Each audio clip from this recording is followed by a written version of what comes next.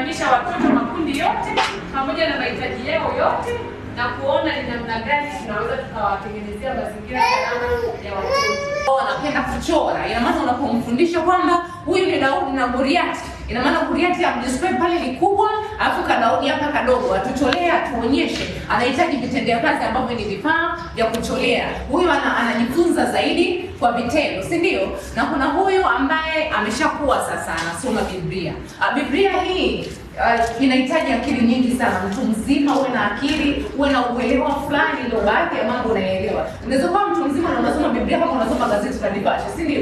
Kwa mtoto yule ambaye bado anakuwa kiimani, hauwezi ukamkamata na hii Biblia, si ndio? Inatakiwa uanzishie chini foundation. Ile foundation ndio kuna zile Biblia za picha kwamba mwanzo Mungu alimuumba Adamu na Hawa, anadescribe pale Adamu na Hawa, akishatoka hewa katenda dhambi wakafukuzwa, anaonyesha wale wanafukuzwa. Kuna Biblia za namna hiyo, si ndio?